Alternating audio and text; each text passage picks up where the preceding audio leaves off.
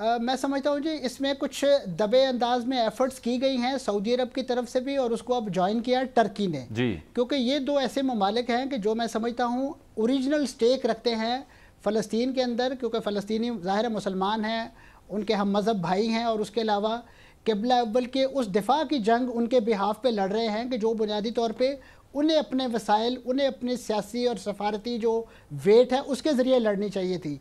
लेकिन ये अपने गुलेलों, अपने पत्थरों और अपने छोटे मोटे रॉकेटों के साथ जो है वो दिफाए अक्सा की जद्दोजहद लड़ रहे हैं। अब ये उनकी ज़िम्मेदारी बनती है, अगर वो तुर्की के जिस अंदाज से 48 से इसराइल के साथ सफारती ताल्लुकात हैं तो उसे वो एक्टिवेट करने चाहिए।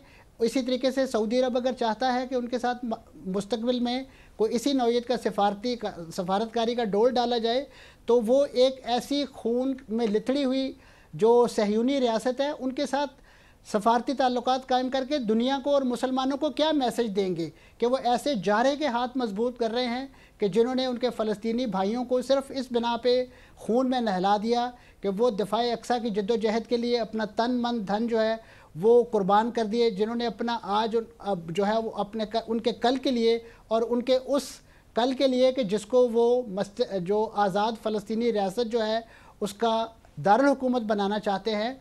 क्योंकि यही बात जो अरब अमन अमल मंसूबा था उसमें बयान की गई है कि 67 की सरहदों में एक आज़ाद फ़लस्तीनी रियासत कायम की जाए कि जिसका अबदी दारुल हुकूमत जो है वो बैतुल मक़दस हो। लेकिन वो बैतुल मक़दस इसराइल जो है वो आज़ाद करने के लिए तैयार नहीं है। अगर आज उसकी जद्दोजहद में, उस एफ़र्ट में फ़लस्तीनियों ने अपना खून पेश किया है, तो मैं समझता हूँ कि ये इस वक्त फ़र्ज़ किफ़ाया अदा किया है उन्होंने पूरी उम्मत की तरफ से। और ये सऊदी अरब समेत तमाम जितने भी तेल की दौलत से माला माल या अदरवाइज़ रिसोर्स से माला माल जो मुल्क हैं, ये उनकी बुनियादी ज़िम्मेदारी है। क्योंकि इस वक्त गजा बाद में मंसूर साहब ये इसराइल के साथ तो आ गया, अमेरिका भी, तमाम उनकी जो मगरबी ममालिक वो भी उनके हक में खड़े हो गए। ये निहत्ते जो फ़लस्तीनी हैं या हमास जो भी फ्रीडम फाइटिंग कर रही है, इनके साथ ईरान की खैर सगाली है और इनके पास क्या है? देखिए जी, मैं समझता हूँ कि इस नौइयत की जो इस वक्त साजिशी थ्योरियाँ जो प्रमोट हो रही हैं वही दरअसल फ़लस्तीनियों की जो जद्दोजहद है उसकी बीख करने के लिए काफ़ी हैं। क्योंकि इस वक्त अगर उनको इस जंग को हमास की जंग का नाम दिया जाता है तो ये भी फ़लस्तीन काज के साथ ज़्यादती है, क्योंकि ये फ़लस्तीनी जंग लड़ रहे हैं। फ़लस्तीन में सिर्फ गज़ा में सिर्फ हमास नहीं रहती, 23 लाख दीगर फ़लस्तीनी भी मौजूद हैं। अगर उन्होंने गज़ा के स्ट्रिप को नहीं छोड़ा इन तमाम मुश्किलात और बमबारी के बावजूद, इसका मतलब है कि वो इस पूरे काज को सपोर्ट करते हैं। और अगर उन्होंने माजी में 2006 में एक आज़ाद जमहूरी इलेक्शन के नतीजे में 75% नशिस्तों के साथ हमास को फ़लस्तीन जो फ़लस्तीन की लेजिस्लेटिव असम्बली है उसमें हमास को जितवाया, तो ये बुनियादी तौर पे उनकी अवामी हमायत है। तो ये जमहूरी मुल्क और अमेरिका, यूरोपीय यूनियन जो जमहूरियत का राग अलापते थकते नहीं हैं, तो उन्हें ये ज़मीनी हक़ाइक़ नज़र नहीं आते। वो किस मुँह से इसे सिर्फ और सिर्फ हमास की या मुज़ाहमतकारों की जद्दोजहद का नाम देके अब आ जाते हैं सर आखिरी नुक्ते की जानिब।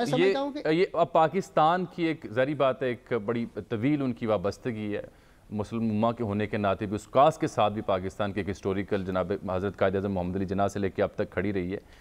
पाकिस्तान को लेकर के यहाँ जज्बात पाए जाते हैं, तनकीद की जाती है सरकार के ऊपर। पाकिस्तान के पास क्या ऑप्शंस हैं? वो कैसे अपने बेपनाह मसाइल से घिरी हुई रियासत इस काज को, इस मसले को लेकर के क्या किरदार अदा कर सकती है? OIC में या UN में या दीगर प्लेटफॉर्म पे पाकिस्तान का क्या रोल बनता है और क्या कर सकता है? वो क्या ऑप्शंस हैं हमारे? देखिए जी, मैं समझता हूँ कि जितनी ज़्यादा पाकिस्तान की जिम्मेदारी बनती है इस काज को ओन करने के लिए और इसको आगे प्रमोट करने के लिए, क्योंकि ये इस काज की जो रिजेंबलेंस है वो बिल्कुल हमारे कश्मीर काज के साथ मिलती है। वही एनोलॉजी है, उसी अंदाज से वहाँ यहूदी सेटलमेंट्स कायम करके फ़लस्तीनियों की ज़मीन खाई जा रही है। इसी तरीके से नरेंद्र मोदी जो है वो मुख्तलिफ इलाकों से पंडितों को ला के कश्मीर में आबाद कर रहा है, उनको वहाँ शहरी हकूक़ दे रहा है। यही इसी नौइयत का जो टेक्नोलॉजी का जोम जो है वो इंडिया को है, और उसको इस्तेमाल करते हुए निहत्ते और इंडिजिनस जो कश्मीरी स्ट्रगल है उसको कुचलने के लिए तमाम इंसानी गैर इंसानी हरबे जो इस्तेमाल कर रहा है। और इसी तरीके से यहाँ जो उनके यहूदी भाई हैं वो यही स्ट्रेटजी इस्तेमाल करते हुए यहाँ पे फ़लस्तीनी मज़ाहमती تو ایک لحاظ سے پاکستان کا تو موقف سٹرینتھن ہی اسی وقت ہو سکتا ہے کشمیر پر کہ اگر وہ اس فلسطین کاز کے ساتھ دامے درہمے سخنے اور قدمے جو ہے وہ کھڑا ہو. اور اس وقت میں سمجھتا ہوں جو حکومت پاکستان ہے اس کی طرف سے ایک جو بیان آیا ہے اس نے یقیناً بہت سے ایف اینڈ بٹس کھول دیے ہیں کہ ہم دو ریاستی جب حل کی بات کرتے ہیں تو ہم نے اپنے گھر پر اپنے قبلہ اول پر یہودی قبلہ تسلیم کر لیا ہے. ہماری ریاست تو پھر نہ ہوئی, وہ تو یہودی ریاست کے ساتھ ایک اور ریاست کو آپ نے فلسطین کو کھڑا کرنے کی کوشش کی. تو یہ اس مسلمہ قومی بین الاقوامی موقف سے انحراف ہوگا کہ جو بانیان پاکستان نے ہمارے قومی شاعر نے جس کو پرموٹ کیا. بہت بہت شکریہ منصور جعفر صاحب نے تفصیلی طور پر صورتحال کا احاطہ کیا, اپنا تجزیہ پیش کیا. یہ غزہ کی بات بار بار میں اس لیے کر رہا تھا کہ آدھی آبادی یہاں پہ جو 20 لاکھ ہیں محصور انہیں میں کہوں گا, اور یہ اوپن ایئر پریزن ہے غزہ اس وقت جو بن چکا ہے 140 اسکوائر کلومیٹر کا علاقہ. آدھی آبادی 19 برس سے کم عمر نوجوان پر مشتمل ہے, کوئی باقی بچا ہی نہیں ہے, مار دیا گیا ہے انہیں. وہ مفلوج ہیں, بے روزگار ہیں, بھوکے ہیں, پیاسے ہیں, ادویات تک ان تک نہیں پہنچ رہی, تیل نہیں ہے, بجلی نہیں ہے, پانی نہیں ہے. کئی فوٹیجز میں آپ نے دیکھا ہوگا کہ جو تازہ پانی کے کنویں وہاں کنکریٹ پھینک رہا ہے اسرائیل. اس حد تک بربریت ہے اور عالمی برادری اس پر خاموش ہے. اس سے بڑا آہو بکا کیا ہوگی. اللہ ان نہتے فلسطینیوں کی مدد فرمائے.